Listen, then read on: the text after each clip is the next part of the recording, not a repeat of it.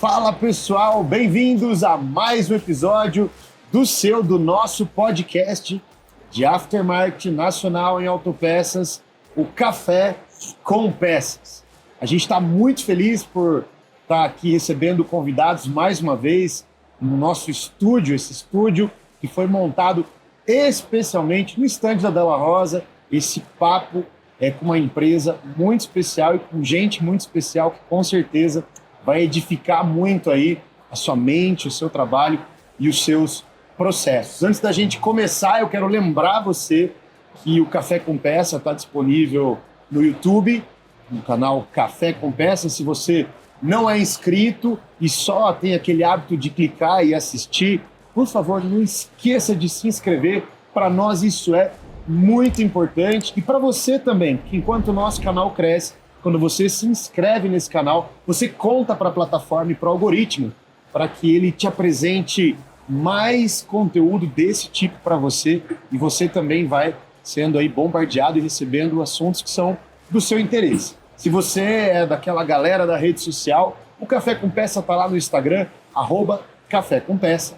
E para você que gosta mais de ouvir do que de assistir um podcast, o Café com Peça está disponível em todas as plataformas de áudio de podcast. É só ir lá no Deezer, no Amazon, na Apple, no Spotify, onde você preferir, que você vai sim encontrar o Café com Peça lá. Seja muito bem-vindo. Como eu já te disse, esse episódio está mega especial e eu vou apresentar para você. Eu vou começar falando da empresa e depois eu conto quem está com a gente aqui hoje. Vamos lá?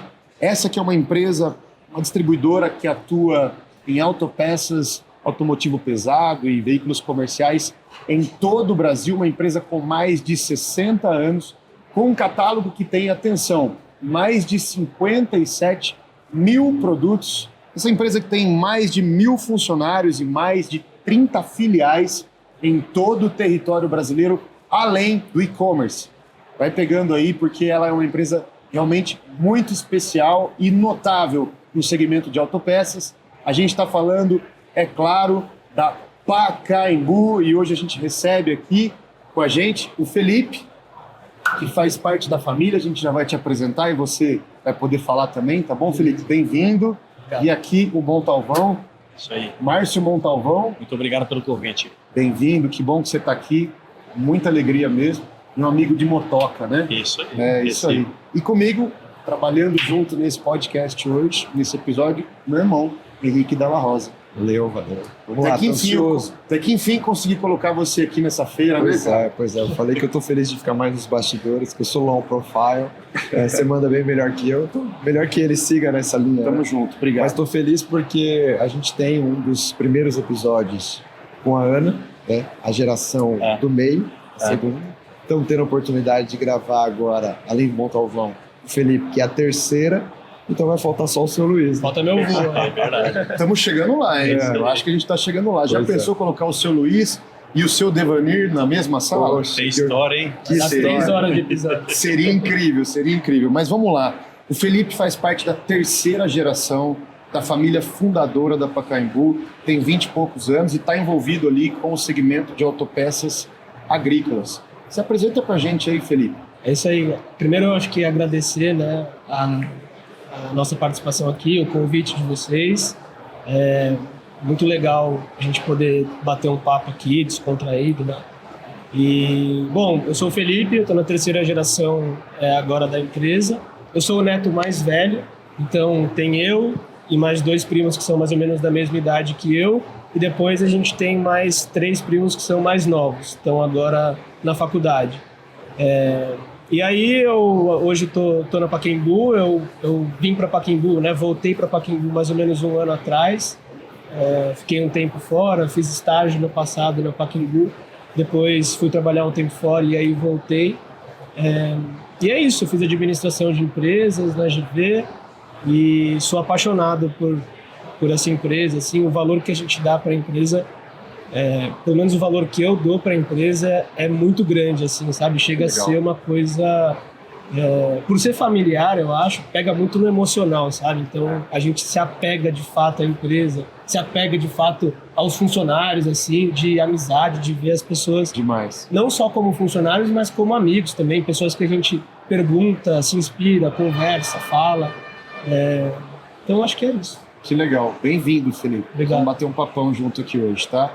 E o Montalvão, que tá um pouquinho mais de tempo do que o Felipe na empresa, né? Na verdade, parece que você tem quase a idade do Felipe de empresa, Não né, tô tão Montalvão? velho assim também, né? Você tá... Bom, você é coordenador de filiais. Isso. Conta um pouquinho pra gente sobre essa Eu trajetória. sou, hoje é gerente regional, né? Da Pacaembu. Gerente Somos regional. em 4 de estrutura, Legal. 32 filiais, a gente divide não por região, a gente divide 8 filiais para cada uma hoje, amanhã 9, né? A gente vai dividindo assim. E a nossa divisão, a cada 3 anos, a gente faz essa troca. A gente fica um pouco de tempo, apesar de ter um padrão de gestão, cada um tem um perfil, então a gente vê aquela necessidade, vamos trocar aqui na filial, e da mesma maneira a gente ajuda uma ou outra a conhecer o Brasil inteiro, né? Tem essa ajuda. No segmento de autopeças, eu estou desde que eu nasci. Bom, Eu nasci em Londrina, com 6 meses de idade, meu pai... Em Londrina, meu pai trabalhava acho que na Rolls, se eu não me engano. E meu pai foi para Campo Grande abrir uma filial da Rolls. olha só. Isso em 1982. Aí com 6 Não vou meses de denunciar a idade, idade. com 6 meses de idade, ele te pôs na expedição para Ele ser tava ali. parabéns. Mas então meu pai sempre do segmento, foi Tolardo, na época com 18 anos meu pai foi gerente da Tolardo. Então nasci no meio de peça, com 5, 6 anos brincava no meio de peça, churrasco ali, derrubando caixinha de fornecedor e brincando ali. E nunca saí desse segmento, sempre permaneci, né?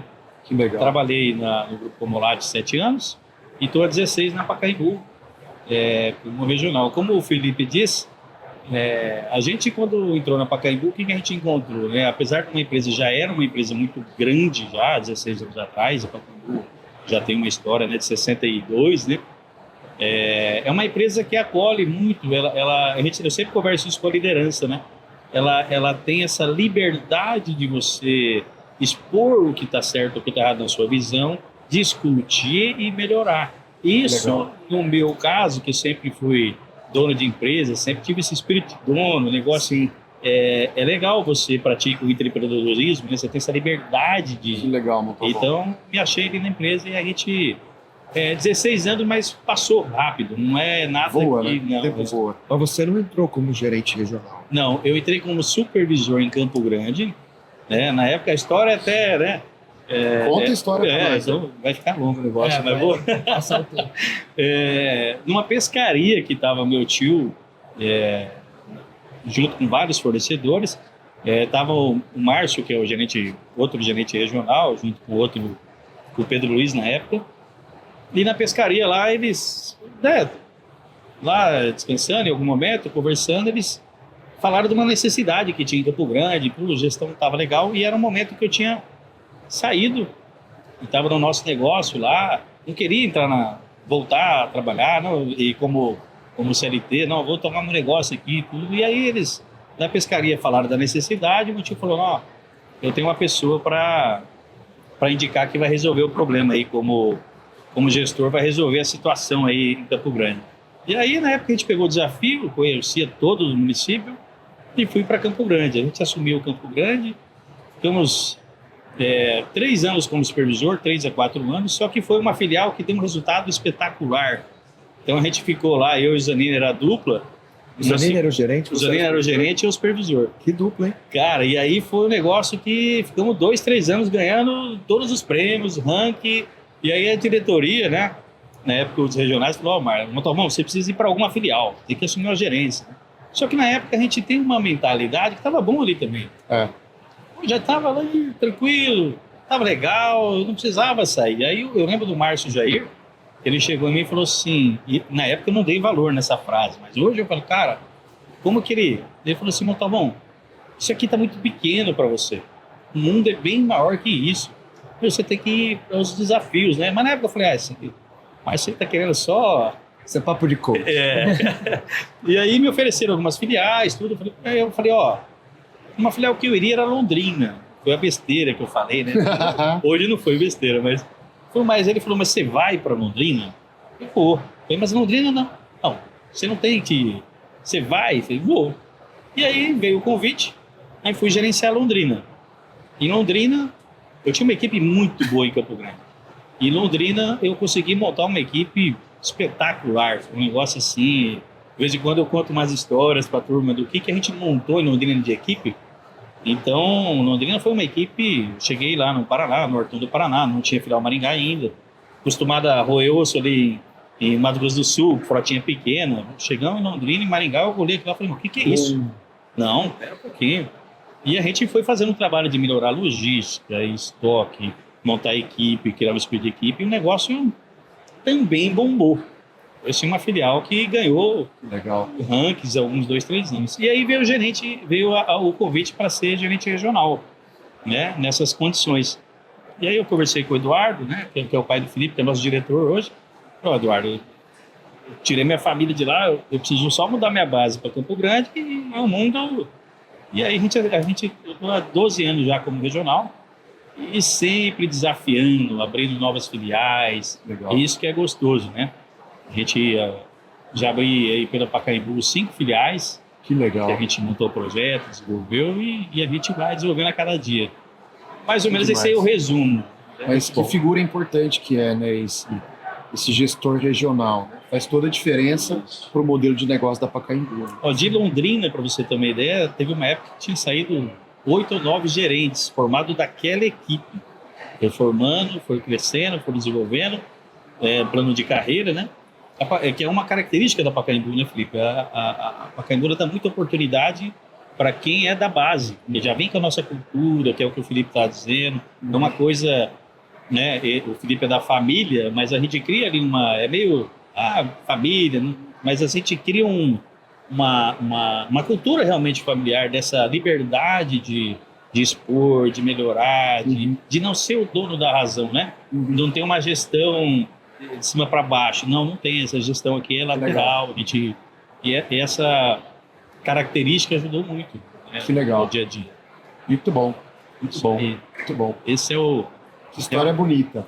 Tem mais, mas a gente tá bom aqui.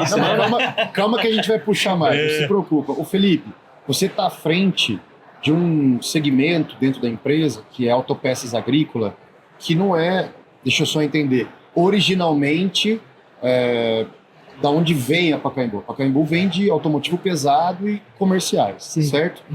Conta um pouco pra gente desse momento, dessa implantação desse segmento, há quanto tempo isso está sendo feito, quais são os atuais esforços, aonde vocês querem chegar? Na verdade, só uma complementação que eu acho que é legal, ele usou um termo, né, recomeço. Então, acho que você poderia, a gente conversou sobre isso já em algumas reuniões, você poderia trazer esse tema no sentido de começamos a percorrer, já tem uma lista de lições aprendidas, redirecionamos, estamos reestruturando. Legal. É que, na verdade, a Pacaembu, ela sempre teve no agro. Só que a gente nunca chamou aquela venda que a gente fazia de uma venda agro. Porque o estoque da Pacaembu é 100% voltado para a linha pesada, né? Sempre foi 100% voltado para a linha pesada, sempre teve itens intercambiáveis entre o agrícola e o pesado. Então, a gente teve gerentes, a gente teve pessoas de produtos que desenvolveram itens já de linha agrícola no Pacaembu e a gente já tinha alguns clientes que eram agrícolas, né? O que a gente fez com o início da Pabu Agro foi pegar essa estrutura que já existia, esses itens, e dar um nome para aquilo, chamar de Pabu Agro, dividir, começar uma separação de itens, de linhas, de foco, né? De linhas que a gente ia focar para entrar no agrícola. Então, assim, a Pabu Agro ela é basicamente uma separação, ela não é uma coisa nova, né? Ela é uma coisa nova, só que a gente já tinha algo ali. É como se fosse uma organização nova. Exatamente. Uma forma nova de organizar. Exatamente. É exatamente isso. Só que aí dando um nome, trazendo um pouco mais de informação de produtos, trazendo um pouco mais de marketing, trazendo um pouco mais da visão de compras, né, para os produtos, um pouco mais de inteligência, de fato, para o que a gente quer com esse projeto, onde a gente quer chegar, né? Que é uma coisa que você comentou. Então, falando um pouco da história, né? A Pacaembu começou de fato com a Pabuagro ali em meados de 2022. A gente trouxe uma pessoa do mercado para ajudar a gente, né? Iniciou-se um trabalho, só que quando essa pessoa chegou na Pacaembu, é engraçado que eu participei da época da contratação dela e eu saí. Eu saí da Pacaembu e fui trabalhar um tempo fora, né? E aí passou um tempo, essa pessoa começou a desenvolver um trabalho, né? Iniciou o projeto e aí depois, quando eu voltei para a empresa, essa pessoa estava de saída. E aí eu comecei ali na empresa a fazer circular pelas áreas para entender alguma coisa, e quando essa pessoa saiu, meu pai me chamou e falou assim, ô filho, a pessoa do agrícola está saindo e a gente precisa de alguém para continuar isso, né, para não morrer. E aí eu falei, não, pode deixar, né, era um projeto que a gente já queria colocar há muito tempo na Pacaembu. Eu falei, não, vamos lá, eu vou... Só que na hora eu olhei e falei assim, vamos lá, né, vamos fazer, iniciativa. Na hora que eu cheguei para falar, cara, não sei nada disso, não conheço. Não é tão simples assim. Não é tão simples. Então, no começo foi bem desafiador, né? Pegar aquilo que estava acontecendo, remodelar, trazer um pouco mais para nossa realidade e continuar tocando. Então, foi muito a ajuda dos regionais também, né? A gente fez muita reunião, falou, bom, o que a gente pode fazer para melhorar, o que a gente pode ajudar, né? Como a gente consegue de fato pegar isso aqui e transformar em algo palpável, porque até ali ficou muito no cadastro de produtos, na compra de alguns itens para a gente colocar. Então, assim, foi pegar aquilo, estruturar e começar a rodar. E aí, né, a gente trouxe um pouco depois de eu abraçar aí o projeto, a gente trouxe uma pessoa do mercado também, que tem muita experiência, o Danilo. E aí, assim, dali para frente foi acho que uma mudança, assim, até na mentalidade dos próprios colaboradores com a Pabuagro, assim, foi um negócio mais animador, que a gente viu que ia realmente começou acontecer. a dar engajamento interno. Exato, o pessoal começou a brilhar. Né? Exato. Porque tem que sair do teórico para o prático, né? E a gente estava muito no teórico. Então o que a gente tem feito hoje é mais ter essa visão mesmo de o que a gente quer hoje, aonde a gente quer chegar, quais são os desafios que estão no caminho. Então a gente passa muito por formação de colaboradores, né? Formar um corpo técnico para conseguir pegar aquela peça e vender ela, chegar mais próximo desse nosso cliente. Então a gente entende que a Pabuagro vai continuar no futuro crescendo e os desafios são muito grandes, né? Eu acho que até o Henrique, na época que eu estava naquela transição, que eu tinha acabado de chegar, o Henrique foi lá para falar um pouco com a gente sobre agro também, passou uma visão de como vocês enxergam o mercado, de como o mercado estava se transformando, né? Passando de uma época que estava tendo muita falta de peça, então o que tinha era vendido, e aí a gente ficava olhando aquilo e falava, pô, mas a gente não está participando tanto assim disso, e aí entrar nessa onda e achar que ia ser aquele mesmo cenário não era o que ia acontecer. Né? Então foi muito bom também entender isso, só que entendendo você só entende na prática. Né? Então hoje o que a gente faz é muito isso, assim, tentar entender o que o mercado está fazendo, entender o que está acontecendo no momento do agro, trabalhar muito em cima de produto, cadastro de produtos, qual que é o nosso foco, né? Quais máquinas a gente vai focar, trabalha muito em cima da demanda do cliente, entender o que o cliente precisa. Isso é uma coisa que vem do meu avô, né? Atender bem o cliente. Entender bem o cliente para saber o que ele precisa e atuar no que ele precisa. Só que é um caminho longo. Você citou aí a palavra desafios, são muitos desafios. Se você puder definir o maior desafio, essa jornada de aprendizado que é o agro, né, desde o produto, região, máquina, etc. Qual que é, na sua visão, que está à frente do projeto, o maior desafio para conseguir, em algum momento, ter essa linha rodando com uma expressividade dentro da Pacaembu? Eu acho que o maior desafio é a gente conseguir fazer o nosso corpo, tanto comercial, quanto de produtos, quanto de compras, né? Entender como a gente consegue fazer de fato isso acontecer, sabe? É colocar um pouco da Pabu Agro na cabeça de cada um. Porque a Pacaembu sempre respirou automotivo, né? Sempre respirou automotivo. A gente 62 anos hoje respirando automotivo, aprendendo. E essa barreira de conseguir pegar ou então ensinar esse corpo a trabalhar um pouco do agro, eu acho que esse é o maior desafio nosso hoje. E a gente tem feito isso dia após dia, sabe? É no micro mesmo, é ir lá no comprador, explicar um pouco do processo. Eu não tenho a parte técnica, mas o Danilo tem a parte técnica, então assim, eu dou suporte na parte de estratégia, de apoio, de suporte, de linkar o agro com a diretoria para a gente conseguir tirar os projetos do papel, né? Então, facilitador, exato. E ele tem essa parte mais técnica. Então a gente vai ali no micro e assim, como lá atrás a gente conversou, não é do nada, né? Não é uma coisa que da noite pro dia vai acontecer. Aos poucos, a gente vai tem ido muito nas filiais para fazer visita campo, tem visitado muito feiras com gerentes, com vendedores, entrado embaixo de máquina, mostrado, esse filtro que está aqui é o mesmo filtro que vai no caminhão, essa bolsa é a mesma bolsa que vai no grão e grão mesmo, né? Literalmente é grão e grão. E assim, até abrir a cabeça de todo mundo. Vocês estão falando e eu estou me lembrando, né? A Della Rosa completa 50 anos no ano que vem, praticamente 50 anos de mercado agrícola. E mais ou menos uns 25 anos de caminhões e ônibus. E quando... Assim, a minha história é parecida com a sua, né? Porque quando eu cheguei na empresa, sendo a segunda geração, você sente esse desafio de eu preciso desenvolver uma área, mas não vou substituir ninguém, eu preciso criar um espaço novo, né? Então, assim como você está criando o espaço do agro, na época eu achei que poderia criar um espaço do automotivo. E a gente olhava para dentro e a cultura era 100% agrícola.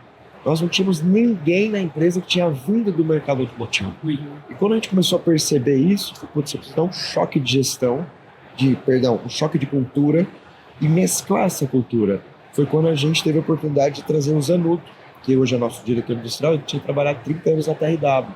Na época que a TRW liderava o barramento, a montadora e tal.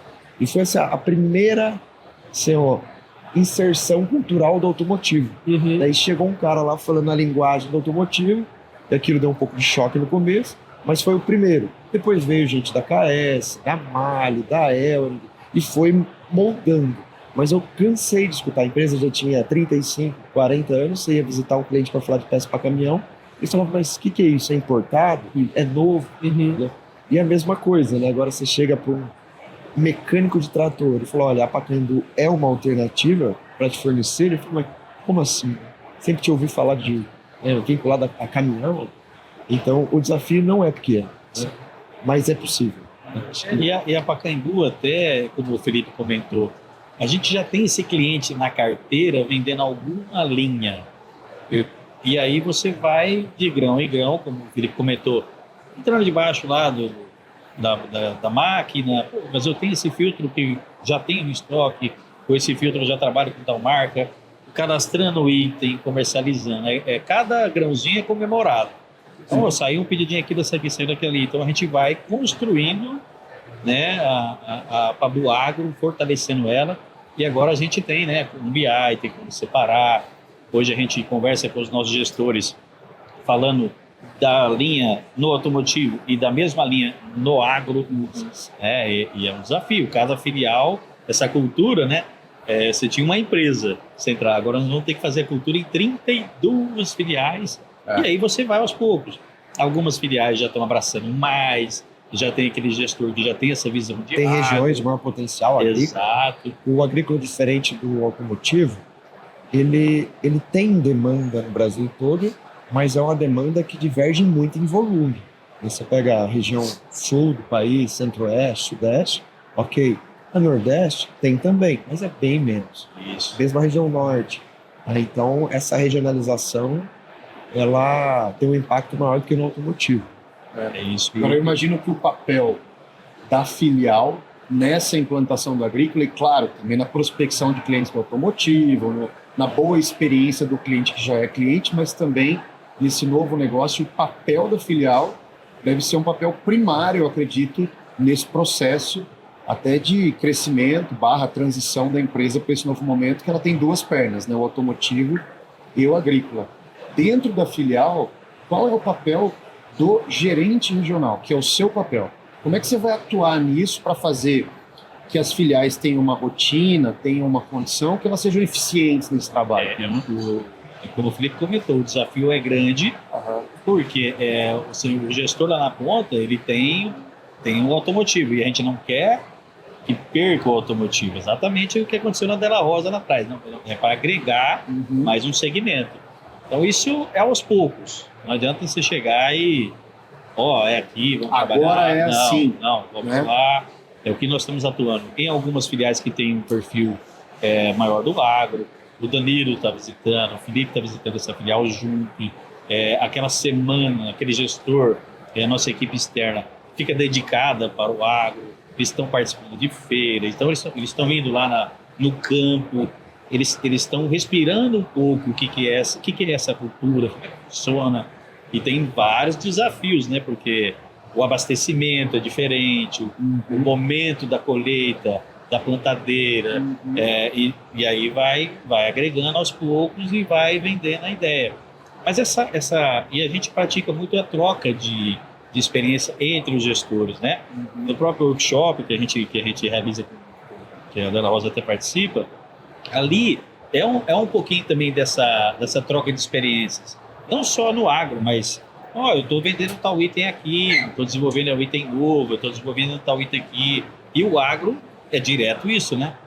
Então, fechou uma negociação grande de agro na filial X, gente, aí o regional está sabendo e já conversa entre os regionais, mas esse item aqui é importante. Onde é que está essa frota?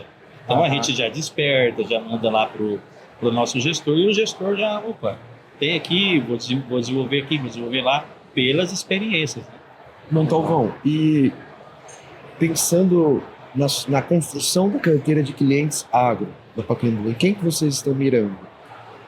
Quando você vai fazer uma prospecção, fazer uma visita, vai se apresentar, com quem que você está falando no mercado? Qual nicho que você está? Hoje nós já atuávamos em muitas revendas agrícolas, né? Já atuava com poucos itens. No varejo. E no varejo. Esse varejo, qual é o desafio nosso interno? Cadastrar mais itens e trabalhar com mais itens. E externo lá na venda é desenvolver mais itens, né? Então, o desafio é chegar naquele cliente da revenda que está comprando 1 ou 2 linhas e falar, agora eu sou agro. Meu portfólio não é mais 2 linhas. Meu portfólio agora é tantas linhas. O que você tem? Eu tenho aquilo, eu tenho até essa linha, eu tenho esse outro. Aí a gente hoje tem o e-commerce. Então, hoje eu tenho a possibilidade de chegar numa revenda agrícola, cadastrar o nosso e-commerce, ele tem acesso a todo o portfólio da Pacaembu e ali já está todo o portfólio agro. Né? Fora isso, nós temos o catálogo eletrônico que é o Carpa, né? A gente chama ele de Carpa, catálogo rápido Pacaembu.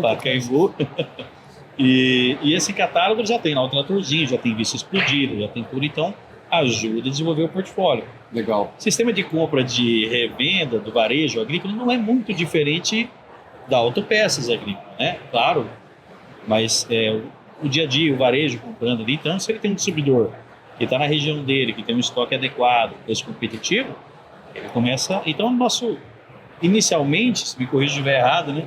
Nossa ideia é aumentar se a gente aumentar um pouquinho esse resultadinho, o resultado do agro nosso já aparece. Isso tem acontecido, né? Na maioria das linhas a gente já está tendo essa melhoria. Porque a gente entende que antes de mirar no grande, a gente tem que estar bem abastecido, tanto com informação, com estoque, e ter um know-how já, né? Então, essas autopeças que já são, assim, já tem uma base expressiva dentro da Pacaembu, até já tinha antes e agora a gente está desenvolvendo ainda mais, a gente aprende com elas todo dia, com a formação de estoque, com o cliente ainda, conversando. Então, assim, é nisso que a gente tem desenvolvido o trabalho até o momento. Muito bom. É legal ouvir isso, porque acho que quando a gente teve a oportunidade de conversar, depois tivemos uma segunda oportunidade que seu pai, o Luizinho, a Ana participaram, a gente tem a nossa indústria tem uma oportunidade de estar nos dois mercados. Então tem a oportunidade de olhar em termos relativos, né, e ver as diferenças e semelhanças. Mas a principal diferença que eu vejo é na cadeia, na jornada do produto saindo da indústria até chegar no consumo, né? Nas convenções da Pacaembu, vocês sempre mostram lá um gráfico de pizza falando, olha, X% é para frota, caminhões e ônibus, X% é para oficina, X% é para varejo. E quando a gente olha para a distribuição agrícola, você veria um gráfico assim, 90% é para o varejo. Claro, existem regionalmente atacarejos, tem balcão muito forte e tal. Ali o cara faz meio a meio, 70-30 e tal. Mas esses atacados tradicionais do mercado, né, o que seria o equivalente ao Pacaembu do mercado agrícola, a venda dele é majoritariamente para o varejo. E isso permite ele atender o Brasil inteiro em 4 lojas, em alguns casos. Sim, alguns têm mais, outros têm menos. Mas tem distribuidores que são vistos como nacionais com 3 unidades. Porque ele não está vendendo para frota. Então não há demanda dessa capilaridade que a Pacaembu tem, que o Grupo Comolate tem, que alguns regionais estão tendo. Então essa é a principal diferença. E eu gostei de ouvir você falando, não, nós estamos mirando no varejo, porque isso deu uma demonstração clara de que eu entendi o jogo que eu estou jogando. Sim. Muito bom. Claro que hoje tem, né, as grandes fazendas, Usinas, né? Usinas, né, que a gente já atende no automotivo, mas é como o Felipe falou, vamos passo a passo, vamos criar know-how aqui, vamos trabalhar aqui, né? E como a gente já é muito forte no varejo, é o nosso negócio trabalhar o varejo, é complementar portfólio. Essa é a realidade. E com muito cuidado também, né? Porque para nós, o varejo é muito importante. Respeitar a cadeia, né, da forma como você falou, é muito importante. Então, a gente tendo relacionamento com esses varejistas, entendendo como o mercado funciona, pra gente é a forma como a gente quer trabalhar, sabe? É a forma como a Pacaembu sempre trabalhou. É a cadeia que a gente quer atuar. Exatamente. E assim, a gente tem a oportunidade de olhar no mercado agrícola recente, né? E é evidente que durante a pandemia, o mercado de ônibus, que sempre foi o mercado mais resiliente, foi possivelmente o que mais foi afetado. Né? O mercado que quase parou, me lembro de notícias relatando 80% da frota parada. Caminhão leve, médio, mais ou menos, extra pesado continuou, porque o agro continuou, mas o agro bombou, né? Em 2020 até safra 22, 23. Então isso despertou o interesse de muitos pelo agro. E aí a gente tem a oportunidade de olhar para essas tentativas que ocorreram no Brasil e tirar algumas lições aprendidas, né? E uma delas, que eu tive acesso, é exatamente isso. Como no automotivo, né, o distribuidor muitas vezes ele vende para o consumidor ou para a frota, ele falou, vou seguir esse mesmo caminho no agrícola. Mas aí ele falou, mas eu também vou vender para o varejo. A hora que ele foi no varejo, o varejo falou, não, você é meu concorrente, você está vendendo para o meu cliente. Entendeu? Então essa diferença, ela é muito clara no agrícola. Até aqui, né, o mercado é muito dinâmico e muda. É evidente que quem é atacado e está mirando só no varejo, ele também está coçando a cabeça falando assim, poxa vida, será que não tem uma forma de eu chegar lá também, né, de aumentar um pouco a pulverização? Mas hoje é assim. Até pelo perfil da Pacaembu, por ser um distribuidor mesmo, a Pacaembu é distribuidor mesmo. Tanto, nem no automotivo a gente consegue frotista, pequena frota. Não é esse o nosso objetivo. Não é o seu nicho. Não é o nosso nicho. Esse nicho tem não que é estar a vocação. Lá. Não é. Esse nicho tem que estar lá no varejo, tem que estar trabalhando no varejo. A gente tem que estar fornecendo para autopeças, que tem a oficina, que atende aquele pequeno... Essa é a cadeia. Na parte agrícola é a mesma situação. É o caminho que a gente quer atuar. Né? E essa é a nossa estratégia inicial, né? Isso aí. Muito bom, muito bom. Tangenciando aqui a história do agrícola, mas já indo para outro bloco aqui, o Felipe, você é a terceira geração, tem uma excelente formação, formou na Fundação Getúlio Vargas em administração de empresas, né? Trabalhou fora, se preparou para o que está fazendo, é filho de empresário, então a conversa no domingo é a conversa de economia, política, estoque e tal. A gente sabe como futebol de vez em quando. E futebol ali de vez em quando, né? Mas a gente sabe como é porque a gente é a segunda geração, né, da família fundadora. nosso pai continua no negócio, a gente tem algumas empresas, então a gente sabe como é esse negócio, né? Mas você está dizendo que você contou pra gente aqui que você saiu da empresa, estava chegando alguém, você voltou para a empresa, estava saindo alguém, e aí o Eduardo, teu pai, que é diretor, tem uma baita responsabilidade, que é da família, que está à frente da empresa, chega e fala: filhão, o lance é o seguinte, não vai dar tempo de você ficar aprendendo muito, curtindo muito, fazendo aí papel de assistente, de analista, eu preciso de alguém para assumir o troço aqui.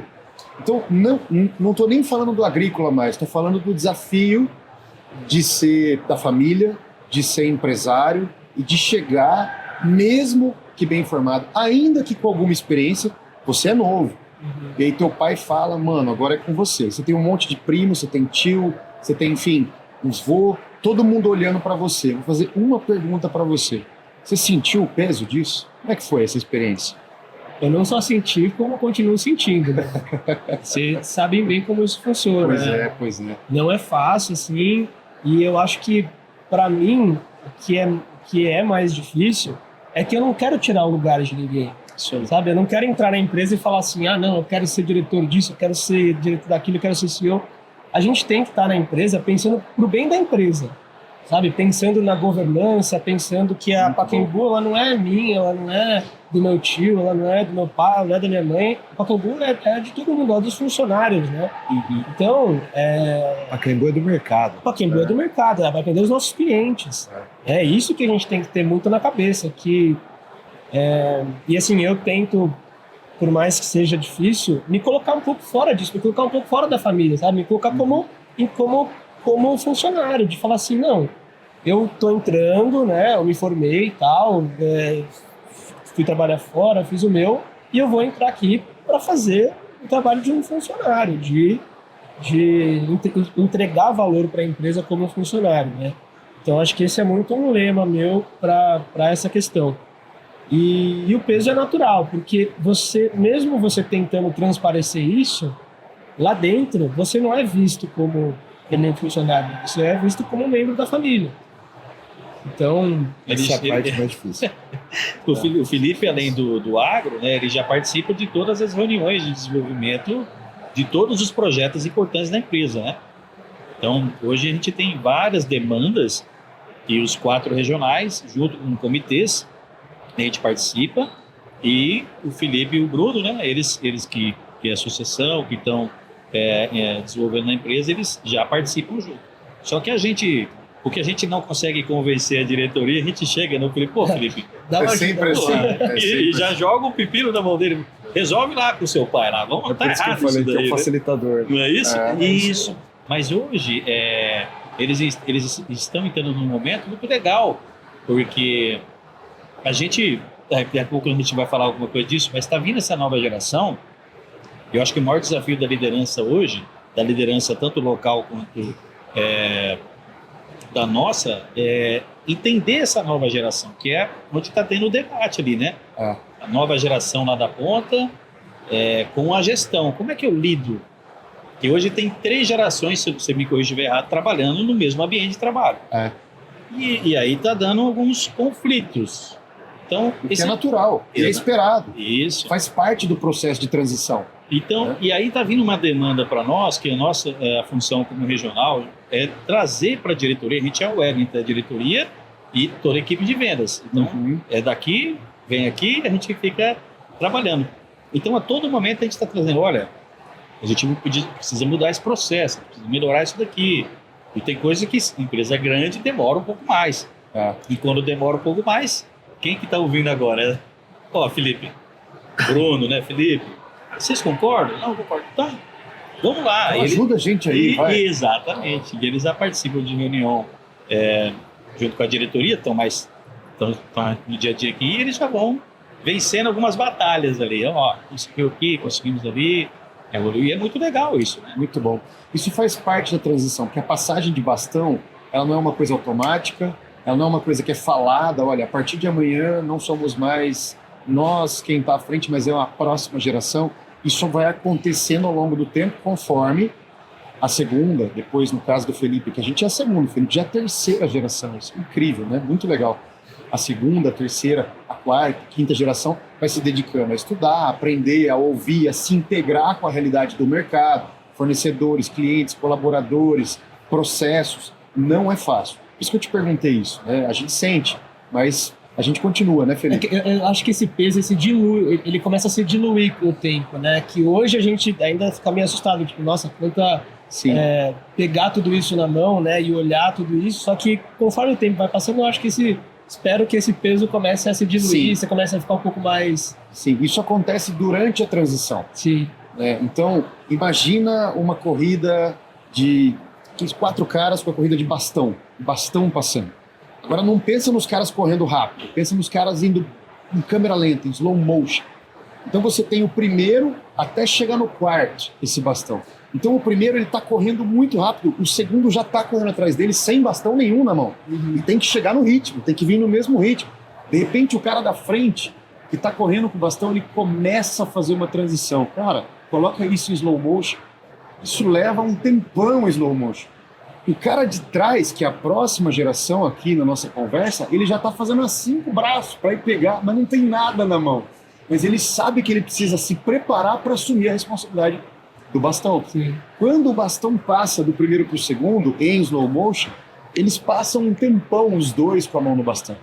E aí o primeiro solta. Mas está muito perto ainda, enquanto o segundo está fazendo a próxima passagem de bastão.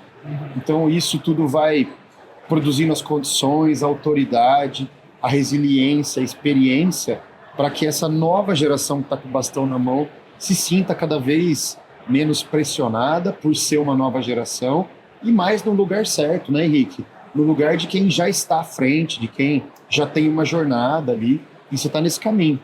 Você está com certeza aí, você é o terceiro cara na corrida de bastão, você está com certeza já no ritmo, esticando a mão aí para poder, né, não por poder, não por ganância, nada disso, mas justamente para fazer uma transição saudável de uma empresa que é uma empresa extremamente relevante, que tem um futuro brilhante e tem uma geração para assumir, né? Isso que ele estava falando me lembrou quando eu era bem mais novo, né? Eu perguntei uma vez ao meu pai, pô, você decidiu comprar um terreno para construir um galpão, para ampliar e tal? Você sabe que é essa decisão certa? Eu achei que ele ia elaborar uma baita de resposta. Eu só senti que tem que fazer e tu fazer. Não, você não entendeu a pergunta. Como é que você fez isso? Como é que você não se questiona e tal? Eu falei, não. Aí ele pensou e falou assim, sabe o que é? Acho que a confiança, ela deriva de um acúmulo de acertos ser maior do que os erros. E aí chega um momento que esse processo é natural. Então, esse seu sentimento, né? Eu sou também muito novo, mas 11 anos mais velho que você, eu senti muito, ainda sinto, mas eu percebo que hoje a confiança é muito maior. Porque a gente olha para trás e fala, poxa, eu já tenho algum acúmulo de projeto desenvolvido, não sozinho, evidentemente, mas que a gente conseguiu arrebanhar time, equipe, e o negócio saiu do papel, e agora você fala, eu tenho mais confiança para desenvolver outros. Então, assim, eu tenho plena convicção que daqui 5, 10 anos você vai olhar para trás, vai estar com outros projetos, o agro vai estar rodando, você vai falar, poxa, eu já tenho confiança para tocar. Essa confiança é importante. E errar também vai acontecer. E tá tudo bem. E tá tudo bem. O importante é errar pequeno e aprender rápido e redirecionar. Mas uma situação bacana que eu vejo na sucessão, ele e o Bruno, né, que estão mais ou menos na mesma idade e estão na empresa, é que eles vêm com uma pegada da família que é muito importante, que é a humildade. Muito bom. Cara, eles... deles isso, né? A humildade que toda a família tem, né, de um diretor e tal, é incrível. Então a gente participa de reuniões ali do conselho, da diretoria, e a gente tem total liberdade para discordar, concordar Muito bom. E eles entrar na mesma pegada. Muito bom. Chega lá e fala, mas o que você acha? O Felipe, tá errado. Não, mas tá certo por causa disso. Realmente. E até a gente chegar em um acordo para que aquela decisão é a melhor, né? Ou um processo, ou alguma estratégia que a gente está errado. Então, e eles estão chegando agora, eles têm noção de que, olha, eu preciso aprender, eles encostam ali na gente, então, como é que é isso, né? Nos demais regionais também, isso aqui está certo, isso aqui está errado, esse processo, o que você pensa sobre isso? E isso é muito legal, né? Essa tranquilidade, você vê que é uma sucessão saudável, né? Que são pessoas que tomara que um dia estejam à frente da empresa, mas que vai se perder muito pouco da cultura, né? Que legal. Isso é muito legal que tá acontecendo. E tem uma oportunidade, como ele falou, de ficar um tempo com os dois, com a primeira, segunda, a segunda e a terceira, ou a primeira, segunda e a terceira geração. Todo mundo com a mão no bastão. Porque a gente sabe que o mercado está cheio de histórias de mudanças repentinas, que a segunda tem que assumir, não tem essa oportunidade.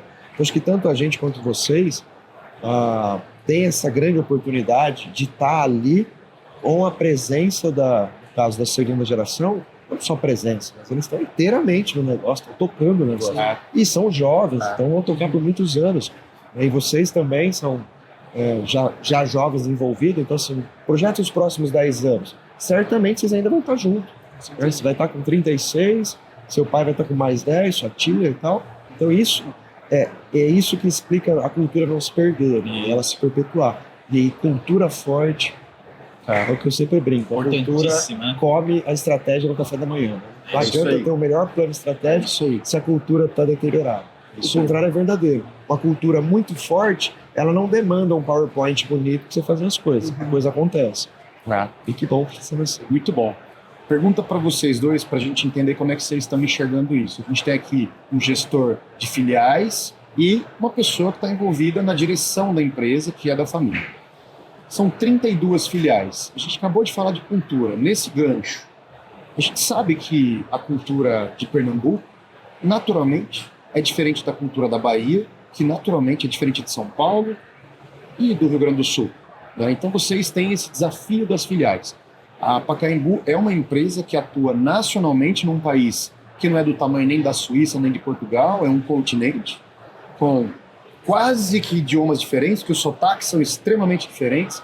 As culturas, ou a cultura regional, ela é extremamente diferente, o que se come, o que se faz, a forma, a pegada de trabalhar. Enfim, vocês já entenderam onde eu estou indo, né? E aí vocês têm essas filiais, onde vocês têm, obviamente, o mesmo catálogo, a mesma cultura empresarial, a mesma forma de trabalhar e a mesma perspectiva de futuro, mas está espalhado nesse continente chamado Brasil. Então, para vocês como Pacaembu, como que vocês pensam as filiais? Como que vocês entendem os desafios para fazer que essas filiais rodem de maneira eficiente? Assim, obviamente uma não é igual à outra, mas dentro de um nível, uma medida de eficiência que você fala, o Rio Grande do Sul e Pernambuco estão entregando com o mesmo nível de eficiência cada um para a sua região. Quais são esses desafios e como é que vocês enxergam isso? Vou complementar. Essa é sua. Vou complementar. Isso é muito legal. E essa questão de nós regionais trocarmos de filial ajuda exatamente a ter essa visão. É uma visão. Eu sempre comento, né? Às vezes tem um colega que vê a minha vida e fala: esse cara é maluco, cada hora está num canto, mas isso é riquíssimo, isso é lindo. Assim, essa é a melhor parte. Cara, é muito legal você conhecer todas as culturas, conhecer nosso país, né? Hoje, quando alguém, eu sento para conversar com alguém sobre o Brasil, eu conheço o Brasil, né? Como diz o meu pequenininho, literalmente. Né? Então, assim, e esse negócio de cultura é muito instigante, assim. Eu gosto desses desafios. Legal. E então, para piorar a situação, né? Vamos assim deixar mais desafiador. Além da diferença de cultura, volta na questão que você tem 3 gerações trabalhando junto. Olha o caldeirão nosso está ficando grande, né? Tá bem. Então, eu acho que não existe uma receita única do bolo. Mas no momento, acho que o gestor tem que estar preparado e focado em resultados. Quer fugir de algum tipo de assédio, de algum tipo de processo, de algum tipo de não saber motivar, de não conseguir motivar? Quando você for sentar com um colaborador seu, fala de processos. Então, tem algum momento que você vai sentar para conversar com o Hugo. Você não tem que sentar para conversar com o Hugo para falar sobre o Hugo. Não. Vamos falar sobre resultado? Então, pega lá o seu BI, e esse cliente, e esse resultado, e esse perfil. Como é que a gente pode melhorar essa performance? Então, você olha para a tela e desenvolve em cima disso. E aí você tem que vender a ideia, e aí você vai se adaptando à cultura de cada região, de como explorar esse MPI, que aí você vai criando uma cultura de trabalho, de desenvolvimento. Eu acredito que seja o melhor caminho para você trabalhar em qualquer ambiente.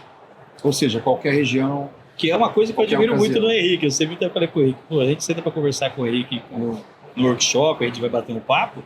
Eu comento com os gestores isso, falo, ó, você vai fazer um workshop com a Dela Rosa, você não fala besteira pro Henrique, porque o Henrique tá aqui, ó. Ele sabe de tudo que tá acontecendo. Eu sei como é. Então, eu sei. eu sou menos da planilha, eu sou mais do feeling. Só que eu tô correndo atrás, a gente tá junto, a gente tá desenvolvendo um BI junto, nós estamos... E cada vez mais, se você for conversar com a sua equipe, você tem que acompanhar, ou seja, numa assiduidade, mas baseado em números. Então, Hugo, puxa vida, vamos olhar a sua. Dos 22 dias úteis aqui que você veio, você atrasou em 10. Vamos olhar aqui? Você atrasou esse. Pô, como é que te melhora nisso? Focado em números, focado em resultados. Né? Vai conversar sobre a carteira de clientes, em números. Como é que você tem que dar, e principalmente essas gerações novas, você tem que desafiar eles. O tempo todo desafiando, para que eles permaneçam na empresa. Então, hoje a gente também tem problema disso. Estou desenhando um mundo ideal aqui, na minha opinião, mas como fazer isso com o gestor, para que o gestor entenda isso, né? Então, a gente também está se desafiando, né, Felipe, em criar um BI que, vamos lá, vamos trabalhar, vamos melhorar essa situação. Então, como desenvolver assim? Qual seria a minha resposta? Como desenvolver em culturas diferentes, em 3 gerações? Foco no resultado, no acompanhamento, no feedback quinzenal, mensal, o que Legal. você conseguir fazer, Legal. que a pessoa se sente valorizada. Hoje a gente Legal. perde colaborador, às vezes entra um colaborador, isso eu acho que qualquer distribuidora vai ter essa dor, que entra o colaborador, aquele gestor não acompanha, fica meio perdido, fica meio solto, e a pessoa acaba se frustrando, pedindo demissão, saindo da empresa, porque aquele gestor não tem aquele acompanhamento. E a pessoa às vezes se sente desvalorizada porque, pô, quem que está acompanhando o meu resultado aqui? Eu bati meta. Alguém veio falar comigo, pô, você bateu a sua meta? Alguém está me desafiando? Você chegou em 100? Ô, Hugo, vamos buscar 150? Mas o que eu vejo muito é o gestor falar assim, Hugo, vai vender 150. Mas senta do lado do Hugo e cria um plano estratégico de chegar a 150. Como, né? Como fazer. Então, eu acho que é por aí o caminho. Legal. Você entende assim também, Felipe? Enquanto o Montavão estava falando, eu estava pensando aqui, porque vem muita coisa quando você fala de cultura, né? E uma coisa legal, que acho que quem está assistindo e é de empresa familiar ou tem contato com empresa familiar, talvez se relacione com isso. Que é a cultura, ela nasce lá no fundador, né? O fundador é a pessoa que cria, que tem lá a personalidade, a forma. Então, essa questão que a gente até falou de ser uma empresa simples, de ser uma empresa que a gente é muito humilde, vem do meu avô isso, né? Não é uma coisa que foi ensinado, a gente aprendeu naturalmente. E a dificuldade é fazer isso reverberar lá do fundador para chegar até lá na ponta do cara que está falando com o cliente. Isso é muito difícil, né? Só que uma coisa legal que acontece na empresa é que às vezes quando a gente está tomando uma decisão lá, conversando, eles falam, o que o papai faria? O que o meu avô faria lá? Como ele Isso pensaria? acontece de fato? Isso acontece até hoje. Isso é sonoramente dito numa reunião? A gente está conversando, pensando em alguma coisa lá, eles estão tomando decisão e falam assim, pô, mas não era, isso não era da forma como o papai fazia lá atrás. Que legal. E aí você fala assim, pô, esse comentário, né, essa pequena coisa que acontece lá vai reverberar em ações que vão reverberar nas filiais, na ponta lá. E eu acho que a única forma de fazer isso reverberar, e aí vem a dificuldade, né, é você achatar isso, não deixar aquela coisa vertical, que lá em cima é um, depois outro, depois outro. E eu acho que, né, eu vejo muito assim pelo meu pai, eu gosto muito da forma de gestão dele, porque ele tenta achatar isso ao máximo com eles, principalmente, e eles tentam achatar isso mais ainda com os gerentes, né? E dessa forma, você tem culturas muito diferentes no Sul, comparado com o Nordeste, comparado com o Centro-Oeste, só que aquela raiz, né, da cultura da empresa, ela ainda continua, de certa forma, forte dentro da empresa. Então, eu demorei muito para aprender isso na Pacaembu. Eu aprendi isso vendo realmente, de fato, entendendo o que é cultura, né, na faculdade. E eu acho que esse é uma das nossas grandes forças dentro da empresa. Que legal. E é o tempo todo falando de cultura. A gente estava conversando hoje cedo sobre uma gestão, sobre uma atitude de um gestor. Cara, mas isso não é a nossa cultura. É interessante esse papo aqui. Hoje de manhã, a gente conversando com o Eduardo, assim, mas essa não é a nossa cultura. E precisa mudar isso. E aí é tempo. Aí eu preciso ir lá, tem que ser pessoalmente, sentar e abrir a mente, né? Né, cara, entenda a cultura. Eu mesmo, com o Eduardo, cara, o Eduardo tem uma visão de mundo totalmente diferente, né? Então, nós somos uma empresa corretíssima. A Pacaembu então, a gente traz isso para a nossa vida pessoal, né? Então, daqui a pouco, esse dia eu fui comprar um carro, o cara falou, mas não vou vender mais o carro para você, não. Você está pedindo tanta coisa, né? Cara, mas é o correto. Tem que ser redondinha a situação aqui, né? E essa questão cultural é muito legal. A gente vende isso a gente trabalha com isso junto com os gestores, né?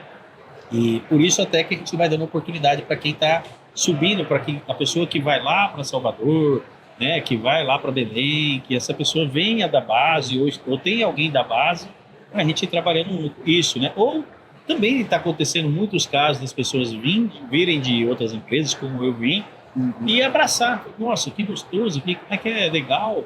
Aqui eu posso opinar, aqui eu posso melhorar um processo que já existe há muitos anos. Pode, né? Eu sempre, quando a gente traz, um gestor traz uma situação, às vezes até uma pessoa que vem de fora, por que não melhorar? Como é que era lá? Ela traz, não, mas lá era assim, era assado, tinha que melhorar aqui. Eu falei, então, mas esse processo existe por causa disso. Você avaliou isso aqui? Ah, realmente, então tem que existir. Isso, então esse elemento, ele é o tempo todo, ele não para. Muito bom. Ele não para. A cultura, ela é ritual. Não dá para você ir lá e falar uma vez a cultura, achar que vai... Ou colocar num quadro, né? Isso é a estratégia. Agora, a cultura é o jeito que você fala, tem que estar conectado com o jeito que você faz, e isso tem que ter consistência no tempo. Né? É ritual. É muito bom, legal. Eu queria, antes da gente finalizar, a gente falou do ar, falando muito rapidamente de mercado, mas eu queria ouvir de vocês, especialmente no Montalvão, que você falou que tem a oportunidade de conhecer o Brasil, né? Assim, de maneira bem pragmática, como é que você está vendo o mercado de autopeça pesado, agora falando de caminhões e ônibus, nesses primeiros 3, 4 meses de 2025? Acho que esse ano está sendo desafiador, né? A gente tem mas assim, dentro do objetivo a gente está indo bem. Só que nunca é perfeito, né? A gente é 32 filiais, então as filiais estão despontando bem, as outras estão caindo um pouquinho. Se corrige uma, a outra tem que acertar. Mas eu vejo um mercado de muita oportunidade. Eu acho que, independente da situação política que não ajuda de jeito nenhum, mas o Brasil ele é muito forte, ele é muito grande, né? E está surgindo sempre grandes oportunidades em regiões diferentes, né? Novas fronteiras. Novas fronteiras. Então, a gente tem projetos de abertura de novas filiais, a gente tem estudo de novas regiões para desenvolver. A gente sai para viajar e vai de avião, só que pega o carro para andar um pouco.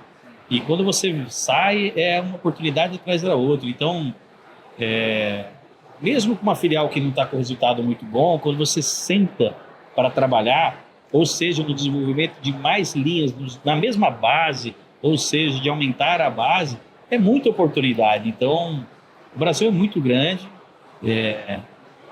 carente de serviço, por incrível que pareça, bom serviço, a boa prestação de serviço, ela ainda é carente.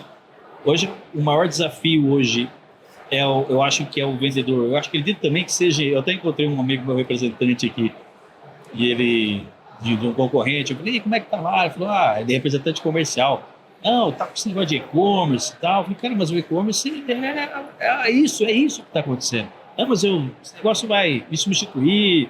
Então, eu particularmente não acredito nisso, né? Eu acho que só de colocar um e-commerce no cliente, ele compra mais e mais linhas, né? Então, a nossa base de clientes que está colocando o e-commerce está sendo extremamente um resultado incrível, né? Junto com o catálogo eletrônico de peça. Então, quando eu olho para a minha base, às vezes o resultado é gigante a oportunidade, né? Então, se a nossa equipe de vendas, que é uma coisa que a gente está trabalhando, o vendedor, o novo vendedor, vamos dizer assim, ele entender que ele tem que sair desse momento e mudar para o outro, né? E eu acho que todo mundo falava, né? O vendedor, o tirador de pedido vai acabar. Não é isso? Mais tempo? Fala. O momento chegou. É agora. O vendedor, tirador de pedido, já acabou. Esse pedido, ele já está lá com o e-commerce, com o estoque, com tudo. O cliente vai comprar, já está comprando automático. E aí? O que o vendedor vai fazer? Né? E agora?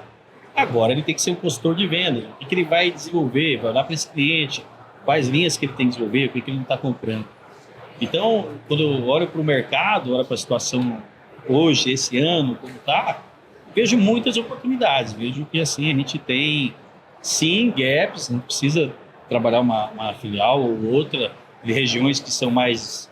que o desafio é bem maior, mas, cara, onde você olha é oportunidade. Onde você olha, né, Felipe, tem coisa para crescer, tem situação para crescer e a gente está sendo bem feliz em algumas situações. Muito bom. Vamos ouvir um gestor comercial, administrativo, de pessoas, regional, trazer essa visão de, poxa, dificuldade tem para quem não está trabalhando. Para quem está trabalhando, também tem, mas a gente vence. Exatamente. Né? Muito legal. Ô Felipe, a gente está indo para o final já, mas uma pergunta que acho que é importante para a gente entender, ainda mais de uma voz jovem, a Pacaembu, a empresa se chama Pacaembu. Mais recentemente, a gente começou a ver o Pabu, para cá, para lá, para cá, para lá, né? Então, tem algumas camisas com Pabu. Na internet, a gente vai lá pro Instagram, a gente encontra o Pabu. Qual que é a diferença de Pacaembu e Pabu? A Pacaembu tá mudando de nome? Pois é, tô te provocando. Cara, isso é até uma coisa que, assim, a Pabu, ela nasceu meio que naturalmente, porque sempre foi Pacaembu, sempre vai ser Pacaembu. Mas o pessoal falava muito Pabu, Pabu pra cá, Pabu pra lá, e aí isso acabou pegando, assim, no marketing, e o pessoal chama carinhosamente de Pabu, né?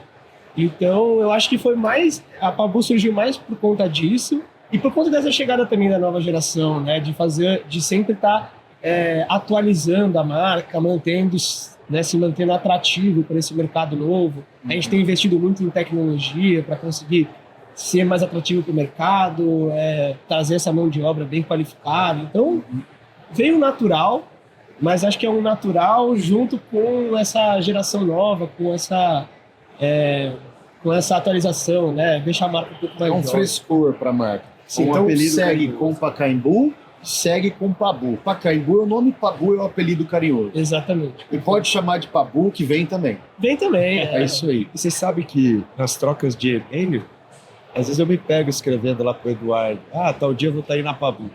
Porque é um negócio tão mais fácil. E pode seguir tranquilo, não tem problema nenhum. Eu já nem a hora que eu percebo, eu tô escrevendo Pabu. Mais fácil. Coisa boa. E virou grito de guerra, né? Virou. Aqui é Pabu. Aqui é Pabu. Isso aí. Muito bom, muito bom. Muito bom. Que baita bate-papo, né? Muito bom. Você quer perguntar mais alguma coisa? Não, acho que eu estou satisfeito. Está satisfeito? Eu também. Felipe, Montalvão, muito obrigado. A gente sabe que vocês estão aqui com o stand no Automec, né? E tem toda essa eletricidade da feira, clientes, fornecedores, colaboradores, gente que vem do Brasil inteiro. A gente sabe que vocês estão por aqui de coisa para fazer, mas mesmo assim, pararam um pouquinho para vir aqui para o estúdio para a gente poder registrar esses insights, as histórias que são tão importantes para o Brasil e para as pessoas. Obrigado, Felipe. Obrigado, Montalvão. Eu que agradeço. Obrigado pelo convite, pela parceria da Della Rosa. Tamo junto. Sempre muito bom contar com vocês, com o profissionalismo na equipe do Henrique. E a cultura da Della Rosa está muito forte na equipe. Tá muito legal. A equipe de vocês é realmente maravilhosa. Parabéns. Obrigado, Montalvão. Obrigado. A admiração é recíproca. E do mesmo jeito que você falou que gosta de fazer workshop com a gente também gosta muito de trabalhar com vocês. Todos os 4 coordenadores são muito bons, muito competentes e se relacionam muito bem. Esse relacionamento intenso, ele deixa o trabalho... Você nem percebe que você está trabalhando, é prazeroso. A gente personifica esse prazer quando a gente pensa no Bob, né? Para ele ir às filiais e bater papo, fazer o serviço, não é um serviço. Para ele aquilo ali é uma extensão da vida dele. É isso mesmo. E que bom que é assim. Obrigado pela oportunidade, obrigado pelo papo e parabéns aos dois pela história e sucesso de vocês. Obrigado pelo convite. A gente estava assim pensando, o que a gente vai conversar lá com eles, né? É sempre Mas foi muito natural. Obrigado pelo convite. A gente deseja muito sucesso para a Della Rosa também, que está junto com a gente lá no dia a dia. Muito Sucesso pro Café com Peça. É isso aí. Café com E até a próxima, que a gente senta mais vezes para bater papo nessa jornada da vida, tá bom? Com certeza. Isso aí. Valeu, Montalvão. Até mais. Obrigado. Felipe. Obrigado de coração, viu? Valeu, Felipe. Valeu. Valeu, Henrique. Obrigado. Pessoal, a gente vai ficando por aqui e é legal você perceber que só aqui no Café com Peça você vai conhecer um gigante como a Pabu, a Pacaembu, de dentro para fora, né? Aqui a gente não está abrindo uma página da internet ou um perfil na rede social, não é sobre marketing, comunicação, é conversa de gente que está fazendo o mercado acontecer dia após dia e, portanto, é a verdade do dia a dia de empresas e de pessoas que estão aqui no dia a dia do nosso mercado. Parabéns para você que tem nos acompanhado, quero te agradecer, porque a sua companhia é realmente muito importante. Para você que está chegando agora, não esquece, hein? Se inscreva, curta, comente, compartilhe, segue o Café com Peça, você é sempre muito bem-vindo. Obrigado a todos que nos acompanharam em mais esse episódio, fiquem com Deus e até mais. Tchau!